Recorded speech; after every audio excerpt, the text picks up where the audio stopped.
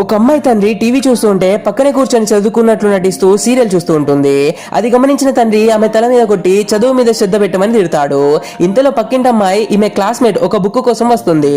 ఆ అమ్మాయి తన బుక్ పోగొట్టుకున్నందుకు ఆమె తల్లి అందరి ముందు తిడుతూ చూడు ఆ అమ్మాయి ఎంత బుద్ధిగా చదువుకుంటుందో అని మెచ్చుకుంటుంది. దీనివల్ల పక్కింటి అమ్మాయికి ఈమెపై కోపం వస్తుంది. ఈ అమ్మాయి అమ్మమ్మకు యాక్సిడెంట్ అవ్వడంతో పేరెంట్స్ ఇద్దరు ఊరు వెళ్లాల్సి వస్తుంది.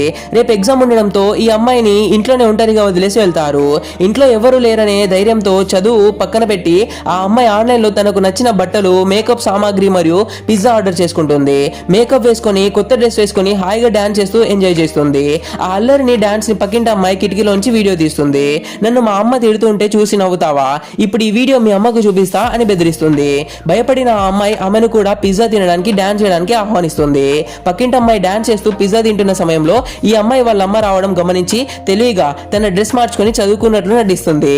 వాళ్ళ అమ్మ వచ్చి తన కూతురు డాన్స్ చేయడం చూసి నువ్వు పాడవడం కాకుండా పక్కింటి బుద్ధివంతురాల్ని కూడా పాడు చేస్తున్నావా అని తన కూతుర్ని కొట్టుకుంటూ తీసుకెళ్తుంది.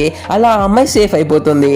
అతి తెలివి ఎప్పుడూ వర్కౌట్ అవ్వదు, కానీ అప్పుడప్పుడు స్మార్ట్ వర్క్ మనల్ని కాపాడుతుంది.